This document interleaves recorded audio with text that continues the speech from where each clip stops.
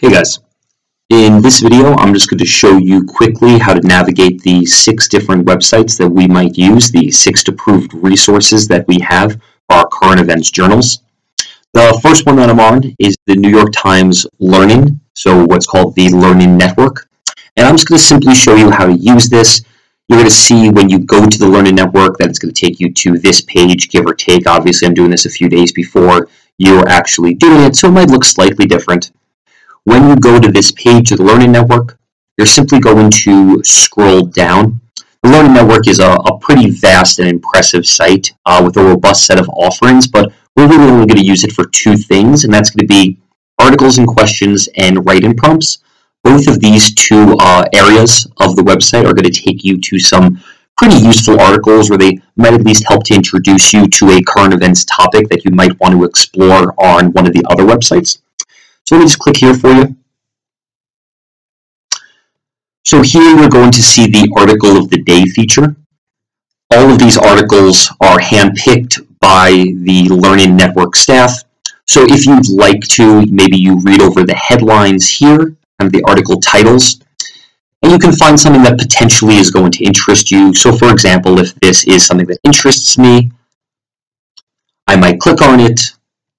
I might read a little bit about it, learn a little bit about it, and then perhaps what I'll do is further explore this article on one of the other websites.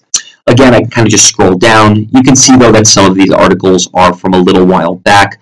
That's because the Learning Network, of course, is built for students and teachers. So it just might not yet be fully up in session. Or it might not be up in session until about early September. The other one you can go to is write-in prompts.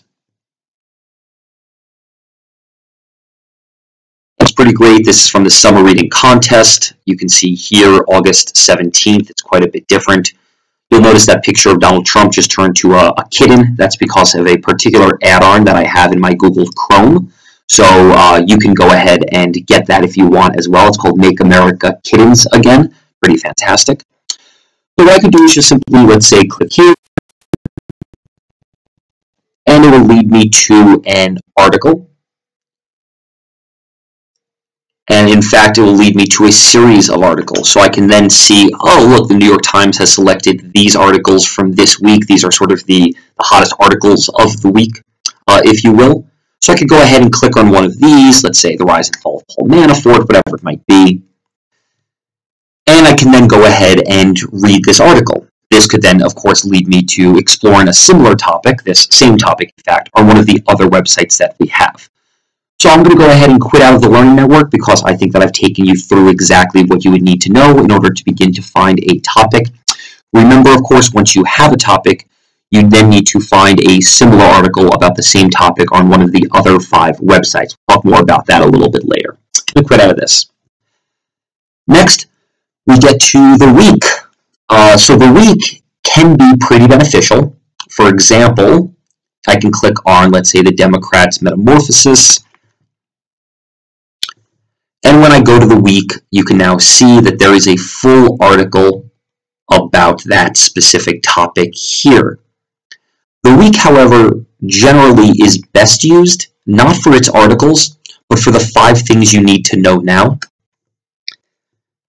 Now, the week is not necessarily going to be great for finding articles, but what it tends to be great for is it tends to be pretty great to giving you a sense of what topics are out there and what are the major current events topics of the week. For example, Rosie, it's okay. It's okay, baby. That's just my dog in the background freaking out because she sees a cat. It's okay. Yeah, there she is. I'm just going to kind of push on, guys, so I don't have to start this video all over again. Lucy. Okay. All right, guys. So what you can see here is sort of just a short article. Now, could you read it, or excuse me, could you use this as your article? No. But what it can do right here in this headline is it can give you a great sense and general overview of one of the topics facing the world today. You can see that it has, in fact, 5 of these different topics. Now, I'm going to quit out of this because, again, I think this is probably the best way to use the week. This then takes us to The Guardian. The Guardian is a wonderful and robust website filled with some of the best reporting in the world. It is truly one of the most reliable resources out there. Now, with this, there's a lot of options that you have. For example, you have World, UK, Science, Cities, Global Development, etc. Now, you're going to notice I'm not going to click on football. You have to approve your topic with me. Sports is not going to be one of those things that we're really going to be taking a look at. But let me go ahead and click, let's say, World.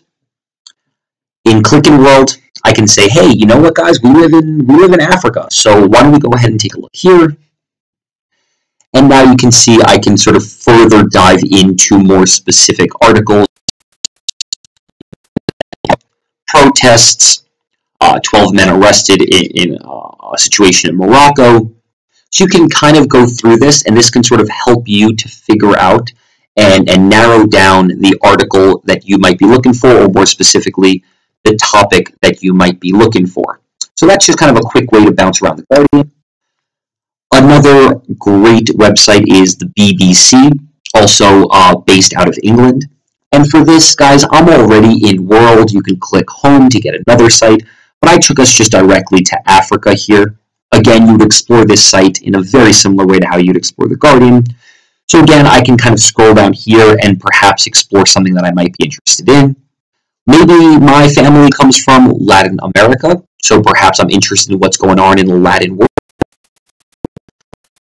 and kind of see what's going on. And again, this could give me a good sense of what topics might be present in the world today. I'm going to click on this. Our fifth option is called Young Zine. Young Zine is the news, but it's presented in a way that's really ideal for really middle schoolers or upper elementary schoolers. Kind of makes the news a little bit more accessible. So what I might do here when I go to this homepage is click on World News. And here I'm going to get a few different articles. Now you're going to see that some of the stuff comes from all the way back from July 9th, so I might say that's a little bit outdated, but you can sort of bounce around and sort this out for yourself. You're also going to have interest in articles on science, for example. And you might have interest in articles on technology as well. All of these are undoubtedly fair game. Finally, in looking to select your topic, now let me say my screen is going to be a little different than your screen here for Newzilla, but Newzilla is a source that's going to allow you to level the reading and the article in terms of a challenge that's appropriate for you. So you can level it in a way where the vocabulary might be best for you and might be most usable for you. So on Newzilla, and let me just remind you, in our OneNote, there's a little guide for how to start up and a little classroom password, so make sure you're using that. This is a great way to sort of find some topics that you might be interested in. So, for example, like mass shootings in America, you could take a look at MIT students, you can look at representation in Hollywood, so on and so forth. And you can see these are pretty up to date and they can give you a nice sense of what's going on in the world. It's not always the best for finding specific articles, but again, it's a great way to find topics that you might want to then further explore on one of our other news websites. All right, guys, hope you found this informative. Go ahead back to the OneNote and follow instructions. All right, see you soon.